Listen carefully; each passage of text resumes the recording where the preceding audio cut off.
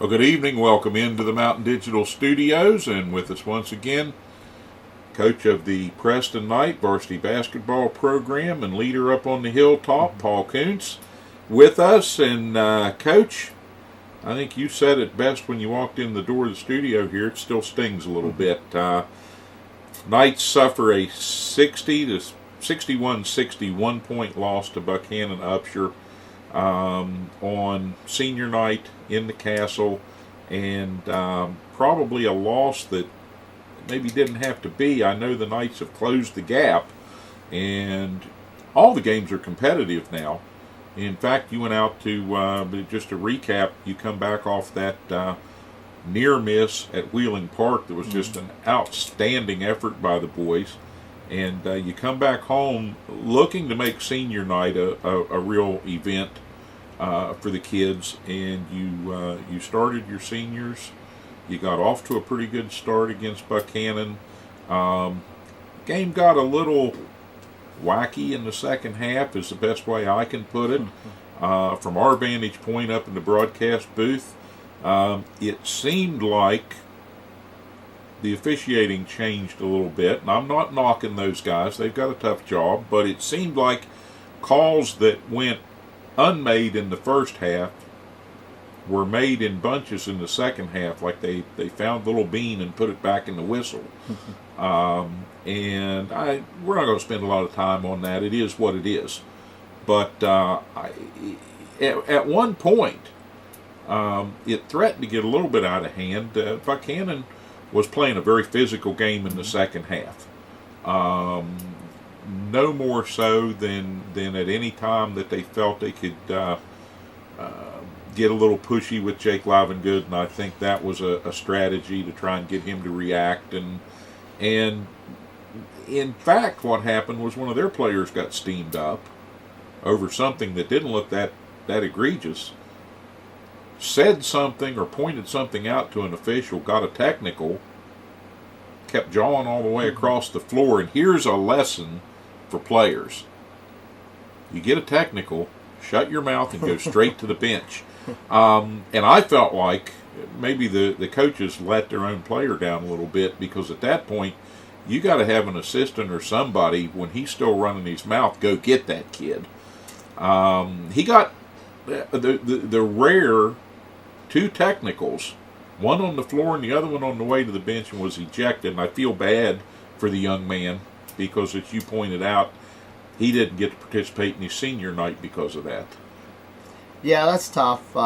Emotions was kind of high right at that point. And I just, as soon as I seen what was going on out there, I just got our players over and I said, "Hey guys, let's just stand here and let all that, that's out of our control." And so they went over there and did what they had to do, and it worked out. We score 3 out of 4. We make 3 out of 4 foul shots from the two technicals, so that part worked out on our behalf. Plus, we got the ball back. So, and the strange thing was, the foul on that play was one on him and one on our player. So the official called a foul on both of them, because they were both in there going at it, and sure. And that was probably the correct call to make. Gave each one of them one and try to stop that stuff. And that kid wanted to take it to the next level, and he paid the price. So very emotional game. But they shot 28 foul shots. We shot 26.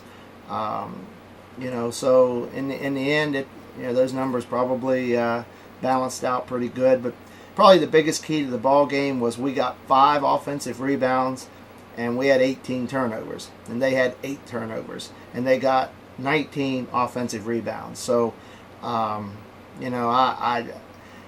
there was the story of the night. They out-rebounded us, and we turned the ball over. Yeah, they did do a tremendous job clearing the glass, and I thought much better than their effort was when you beat them in their house.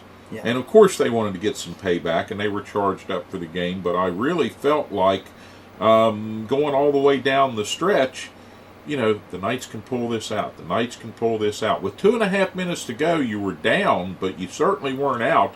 And a furious comeback.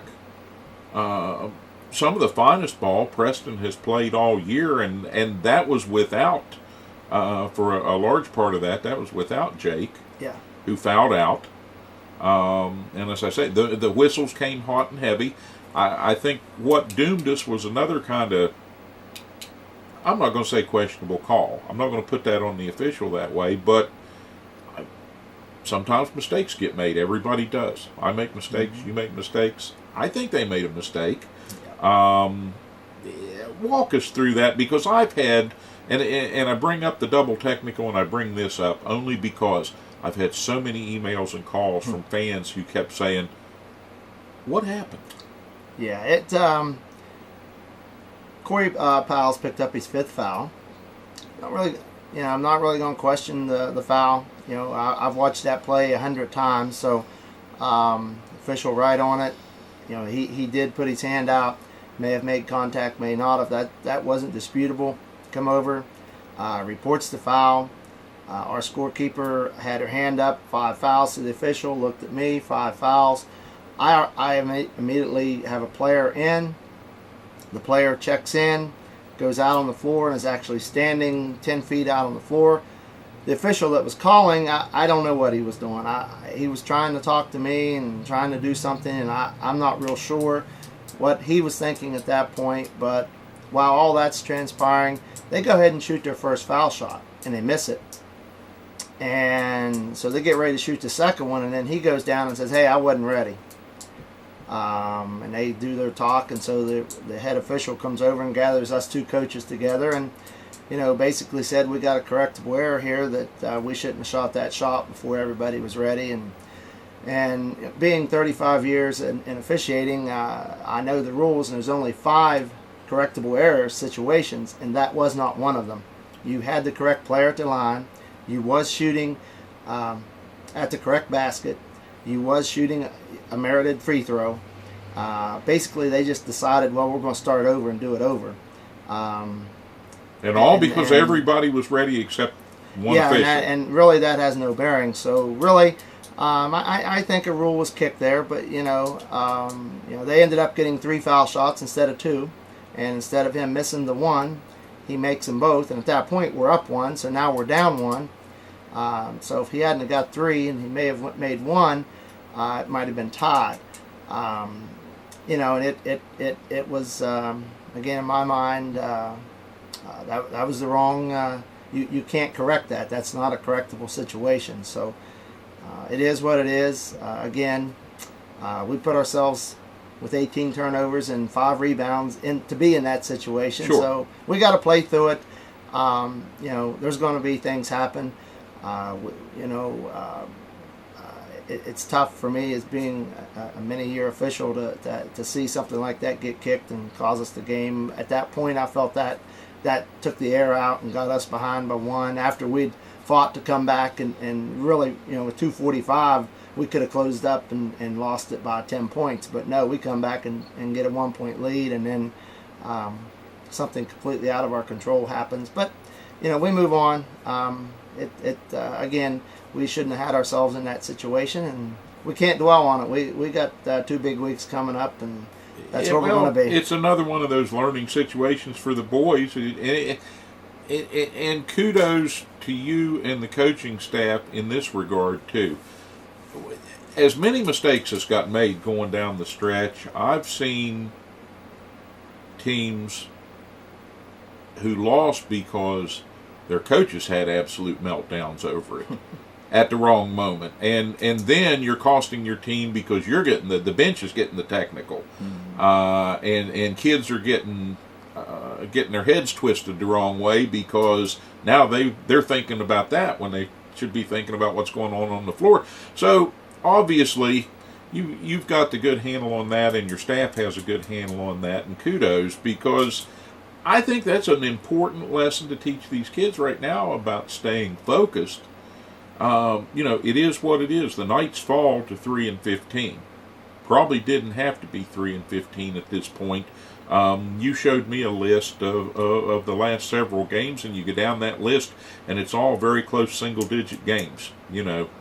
Yeah, 1 point, 3 points, 5 points, 4-point games. Yeah. And you could have had 9 wins right now. Yeah, I mean, our last 6 games are right here in front of us. Those 6 games, average loss is 4 points. in an overtime heartbreaker to the number 3 team in the state. So, and then the 1-point loss to Buchanan, and then Philip Barber, a 6-point loss, and at that point they're ranked 4th in the state in Double-A. So all these very quality opponents, we're right there. The big thing Friday night was we really wanted to turn the corner with the win. I told the boys before the game, one of the goals we had this season was get competitive. I mean, last year the average game was 42-point loss. That's from beginning to end. So right. A lot of blowouts. I mean, we have not been blown out this year. We're within 4 points in our last 6, and for the season it's an average of 8. So very we've met that goal. We are competitive now. I feel we can anytime we go on the court, the other team's going to know we're out there. So we've met that goal. But now I've got to get these, especially the underclassmen, to understand the next step is winning, and we are so Absolutely. close. We're so close to that. It's the effort is there. This group that we currently have, we're finishing the season with, is a great group of young men.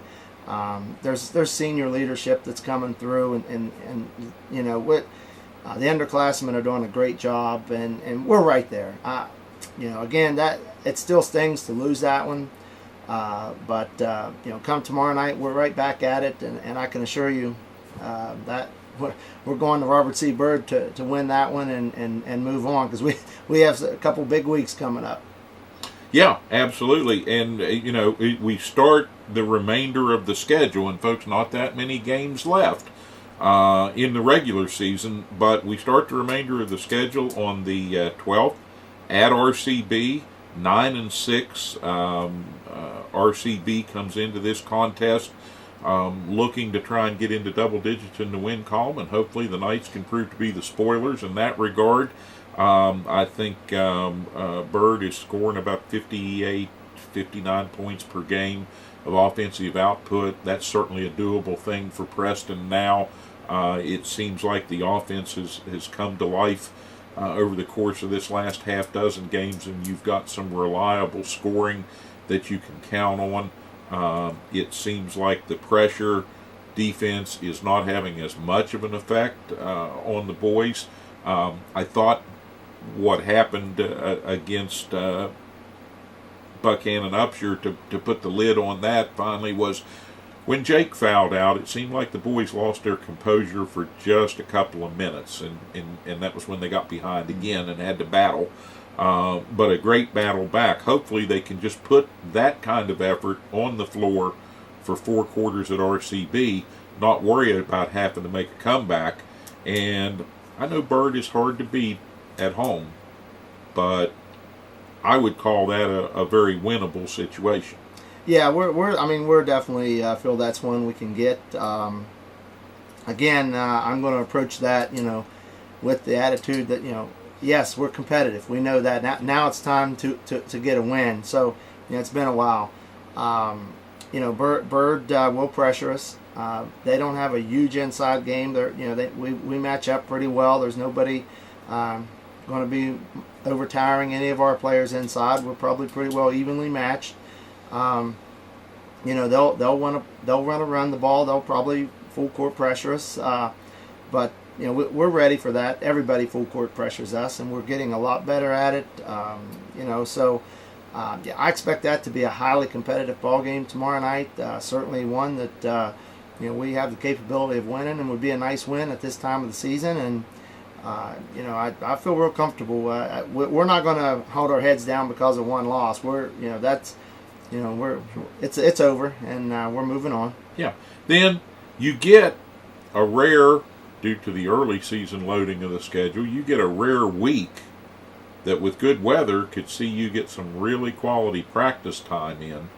And that's been difficult. I know you've played a lot of games with little to no practice because of weather-related closures, and that's the nature of the beast. It's Preston County. We all know it. We all love it or hate it.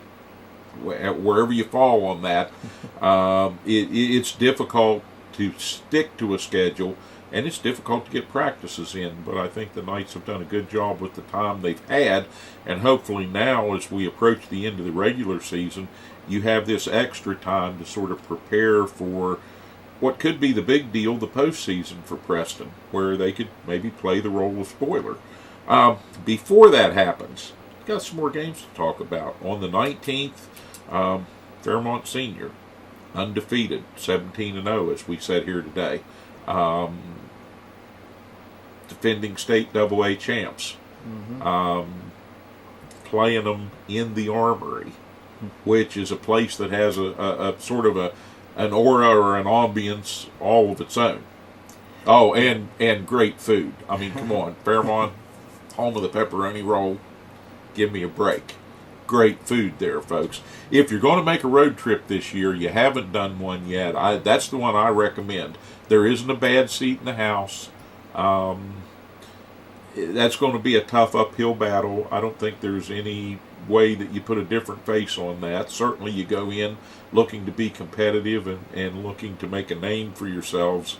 But Fairmont Senior, Dave Retton, been there a long time, got his team going in the direction that they were going in last year. I don't think they let up a bit.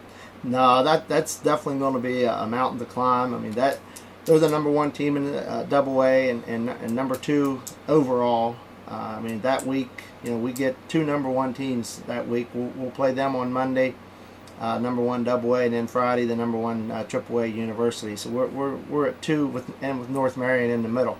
Very tough week, but you know what? I welcome that challenge because that mentality will get we've only practiced 2 days before the Buchanan game in the previous 10 days. So 2 practices going into Buchanan, and I did look at the weather, and it looks good all week, including next Saturday. So we're going to get, after Bird, 5 straight days of practice.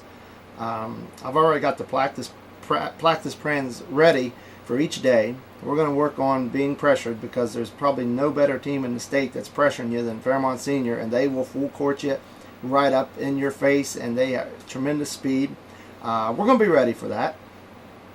We'll see how we react, but we're definitely going to show up because I want to gauge how we're doing, and who better to gauge against than Fairmont Senior and University at this point, 2 of the best teams in the state. If you grade in that contest, yeah.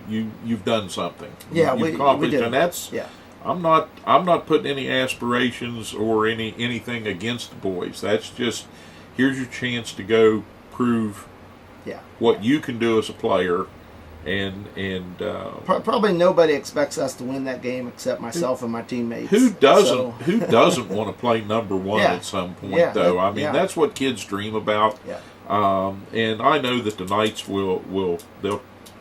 they'll take no quarter and they'll give no quarter. So we go up there for a great effort, and I encourage folks to turn out, cheer the Knights on, win or lose. That's going to be a good experience for the boys.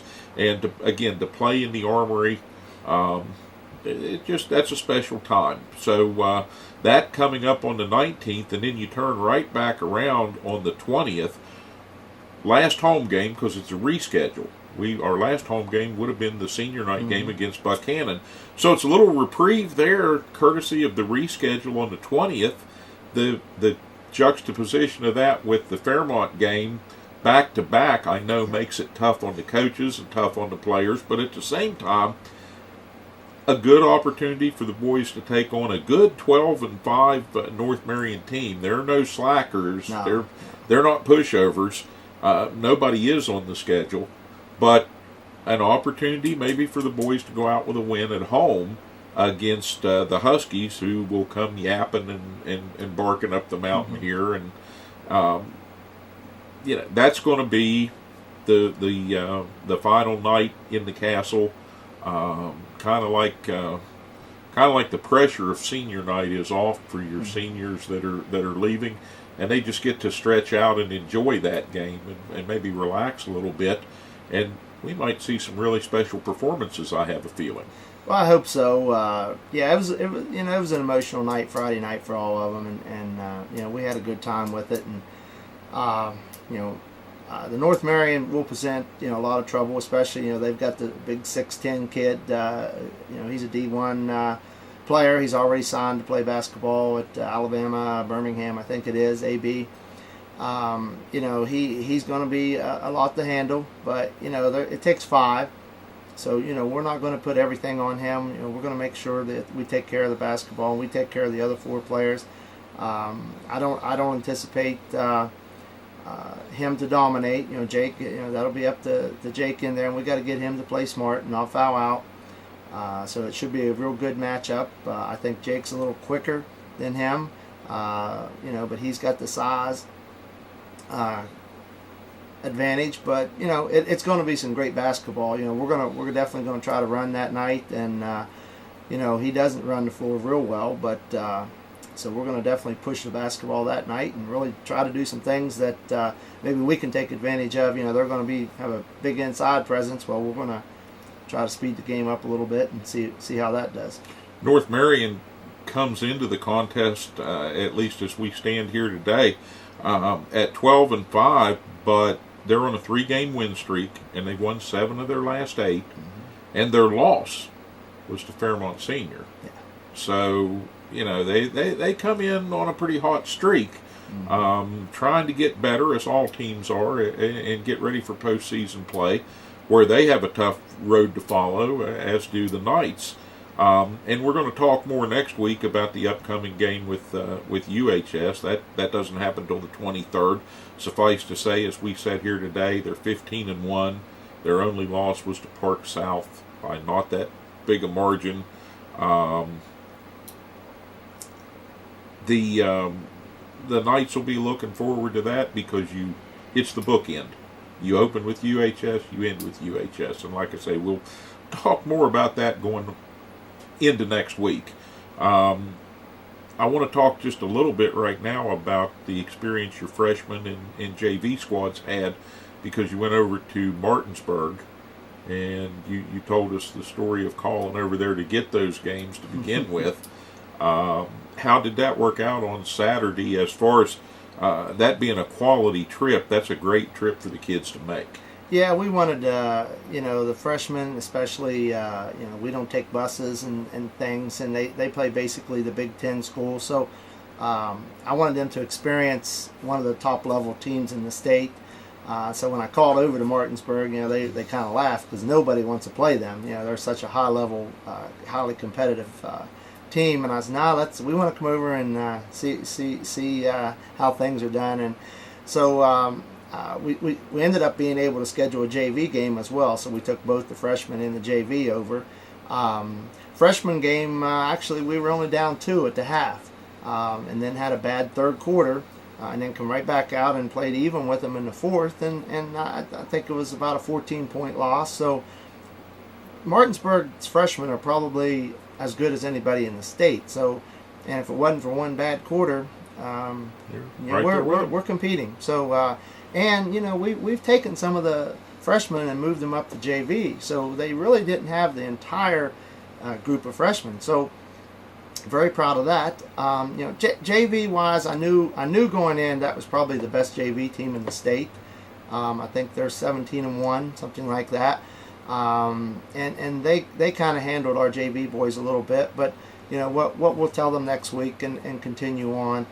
There, what it's like to play at the top level. You just played a top level team, and there's where we want to be next year and the next year after. So, sure. So it was a trip for the boys to go play at one of the Martinsburg, from football, basketball, all sports, top notch in the state. They do a great job, great coaches, and if you want to measure yourself, Martinsburg's definitely a place you can do it. So, we know where we're at.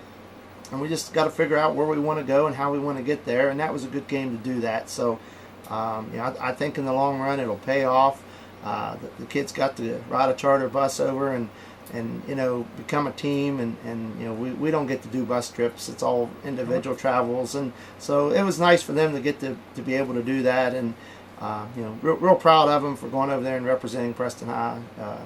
Very class. Not a bad way to push the rock uphill if you've got to push a rock up a hill, is to make trips like that. And your point about, I think teams a lot of times, especially at this level, get into playing to the level of their competition. And you certainly have kind of a stacked deck in terms of having to play up to the level of good competition, not down to the level of weak competition. And I think that's going to be something that does pay off down the road, big benefits as the program matures and kids work into the system and do things that that they have to do to play at the level that they know they're going to be expected to play at. So that's a nice step in that direction, and we certainly want to congratulate all the freshman JV players for making that trip and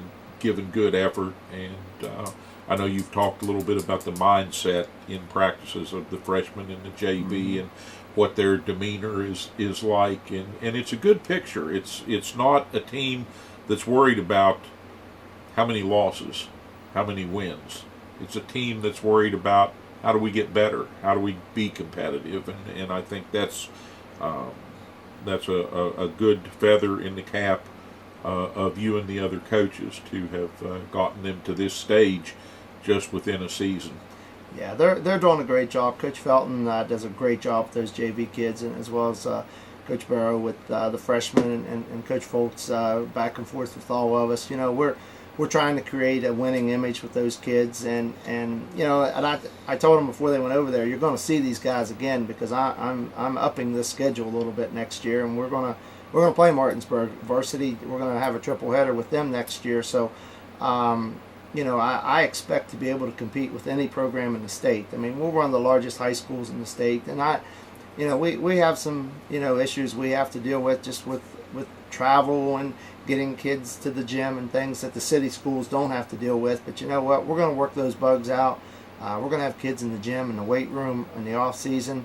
I think everybody's going to be happy to see where the program's headed. We've already got structures in place to start weightlifting. Just a couple days, give the kids a week off right after season, and then boom, we're right back into working for next year. So, it's going to be a good atmosphere.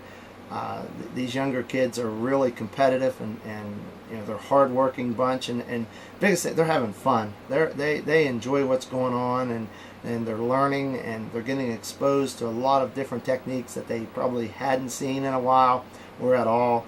And fundamentals is coming back to Preston High, and it's going to show. I mean, the JV team's very competitive as well, and they've actually won several games this year. Again, I've had to take some kids from the JV to move up to varsity to fill spots, so we've kind of had to rob a little bit here to move on up. But next year, I'm all smiles with what's going to happen next year with these underclassmen coming up, because it's going to be a very competitive squad. Now, while you and the underclassmen and the coaches were making that road trip, somebody found the key to the back door, and we snuck the middle school championship in. I like to kid about that, but I have said and professed for a number of years that that's where that championship belongs. Great to see those youngsters come in and play on the big floor. Some of them are playing organized ball there, maybe the only time that they will. Some of them are playing in an environment that they will find themselves in coming forward as the boys and girls become part of your program and Coach Miller's program on the girls' side. But a lot of fun on the hilltop on Saturday while you guys were traveling to Martinsburg. The middle school championships held up there, Central against East in both the boys and the girls situations, and we were there. Terry Cochran and the crew at Tri-State Productions working feverishly to put together a monumental multi-camera version of that event, and we'll have that here on your hometown TV channel just as soon as possible. As soon as they get that to us, we'll get it to you, and I'm sure, Coach, you're anxious to see the progress of some of these younger kids that will be stepping up and coming into the program. But I can say categorically some nice basketball played on the Castle floor while you were away, and Central, Preston, victorious in both contests, but both good competitive contests, and we saw a lot of future talent that will move from being Wildcats and Eagles and whatever they are now to becoming Knights. And I think maybe best during the broadcast, something that came out was we said these youngsters are going to go from challenging each other as opponents to challenging each other as teammates in about a year, some of them. And I think you got a real good group coming in. A lot of smiles and a lot of camaraderie among that group. And congratulations to Central Preston on being victorious and being county champs at the middle school level. Yeah, that's Coach Felton and I went to a lot of different middle school games this year and watched. We got to see everybody play. Because that's I'm. In building this program, when you have 6 feeder schools, you got to see what's coming in for you, and we got to take advantage of being able to have 3 teams at the high school level with the freshman, JV, and varsity. So, we got out there and seen some of these kids, and I'm excited. There's some height out there. There's some shooters, and I think there's a lot of players that are very competitive. And hopefully we'll see those kids this summer in our conditioning programs and playing summer ball and so forth. The biggest thing I can tell kids at the end of the basketball season, you can't put that basketball in the closet and not get it out till fall, because if you do that, you're going to be so far behind that your basketball skills aren't going to be there. It's just going to take so long to get it back. You've got to do the things you have to do to keep conditioning to play basketball, and we want to be bigger and stronger athletes. Some of these teams we play is very strong. We've got to get our kids lifting weights. We've got to get them a little bit bigger, a little more aggressive, and with that, that just comes to work ethic over the summer. So, my challenge to not only to all of our kids, which they'll know what's expected of them, but to the middle school kids, congratulations first off to the champs at Central Fratonian, and did a great job there with the boys, but all the boys in the county work over the summer. We'll have some programs, and we'll announce later on what we can do with the kids and when we can do it. We'll have a 3-week session in the summer that we can work with the kids, but there's other leagues and AAU and other things that the kids can get involved in, and then we encourage them to do that. I mean, if they're going to continue to compete at the next level, we have to do that. You can't just put the ball down and I'll play basketball next November. It doesn't happen, and there won't be place for a kid that doesn't participate in something over the summer and doesn't touch a basketball, because your skills, skill set, it goes away in 3 or 4 days during the season. So you can imagine how hard it would be if you put a basketball away in March and not touch it for 6 months. That's tough to do. So I encourage you kids to play ball this summer, lift weights, get involved with our program, and we're definitely looking forward to getting you freshmen in the program over the summer.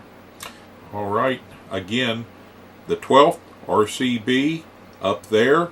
If you can't make that trip down I-79, a shorter trip on the 19th, get to the Armory in Fairmont for Fairmont Senior, the old Armory in Fairmont. There are 2. I keep forgetting that. Used to be the Woody Williams Armory. Don't ask for directions to the Woody Williams Armory. They took the name with them when the National Guard moved out. And Woody likes to tell the joke about how they've called it the Memorial Armory twice, and he's had to tell them, I'm not going yet. But he's a great guy. Got to flip the coin in the Super Bowl. Yeah. What an honor. Yeah. And what a great gentleman he is. But make it to the old Armory, now part of the school system in Marion County, just up from the Pizza Hut. And everybody knows where that is on Route 250. So get out there and get to the Fairmont Senior game. If you can't get to the RCB game, get ready to pack the castle on the 20th, folks. Say goodbye to the boys in style as far as home games go. And, of course, we'll be there with the camera, but we want everybody to turn out that can possibly get there for that game and send the boys off the home floor in style once again as they get set for the end of the season. And I want to coach another athletic event or another athletic moment of note at Preston High. I want to end with this. National Signing Day visited the Hilltop, and they had a very nice ceremony in the library as Olivia Liston, senior, will be moving on. Played 4 years, started 4 years for the Preston Knights on the soccer pitch, an outstanding player, and she is moving on, signed with Division II Wheeling Jesuit. And congratulations again to Olivia. We've got a little package that we filmed up there, and we're going to end with that here tonight. We thank everybody for tuning in.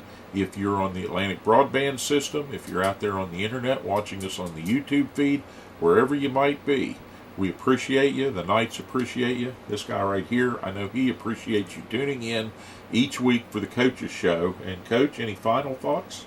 Well, yeah, I just, we did have a nice crowd for the senior night. Thank everyone for coming out. That was one of the bigger crowds of the year. And, get out there next week, the 20th for the North Marion game. The weather looks good for the next couple weeks on the long term, so we should get these games in, and let's send these boys the following week's tournament time. So that's our favorite time of the year, and we're hoping to make a little noise at that first round. So get out there and send us off with a big crowd, and we really appreciate everyone coming out. Next week we'll have the final word on seeding for tournament time to get things started in sectional play, I'm sure.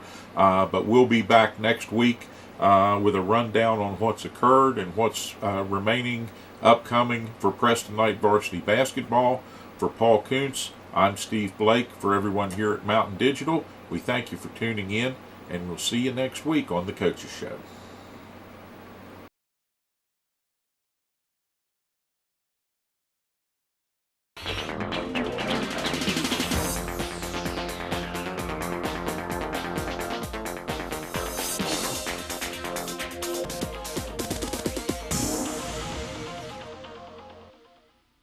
Happy New Year! Kent and Melissa with Delano's Furniture and Mattress. Celebrate the new year with us by saving big on our double-sided made in West Virginia mattress sets.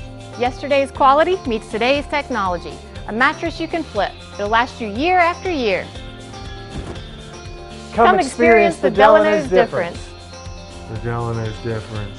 The Delano's difference. We also have adjustable beds.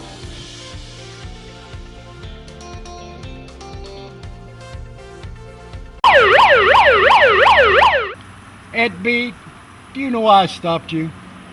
Well, your sticker is dead, wires are coming out of your tires, and I heard your brakes squealing from way back yonder.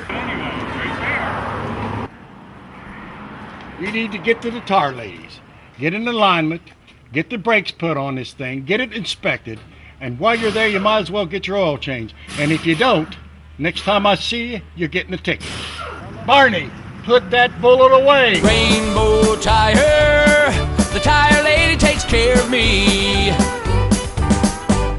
Brown's Mill Grocery invites you to stop by for anything you might need. If you're looking for a quick bite, Brown's Mill has buffet-style pizza, fresh subs, and cold drinks. Fill up your tank and your car's tank too with quality gasoline. Snacks, cold drinks, gasoline, anything you might need, you'll find at Brown's Mill Grocery. Brown's Mill Grocery at the corner of the Dogtown Road and Route 92. We look forward to seeing you soon at Brown's Mill Grocery. Become part of the family at Preston Family Pharmacy. It's not just their name, it's their philosophy. They treat you like family. Whether you've just left the hospital or a routine checkup, make Preston Family Pharmacy your neighborhood pharmacy your next stop. The friendly professional staff at Preston Family Pharmacy will make sure that you get the time and attention you deserve for all your pharmacy needs. Preston Family Pharmacy is currently accepting all patients. Preston Family Pharmacy, Route 7 across from Walmart, Kingwood. They'll take care of you like family. From humble beginnings, Stone Paving has emerged as one of the premier paving companies in the region. Stone Paving has been doing business for nearly 20 years and provides asphalt paving services to residential, commercial, and highway customers. They're pre-qualified with the West Virginia Department of Highways and have a history of meeting the most demanding schedules. Stone Paving has equipment and personnel that can complete any project, and they're committed to providing quality service at a competitive price. When you're planning your next project, call Stone Paving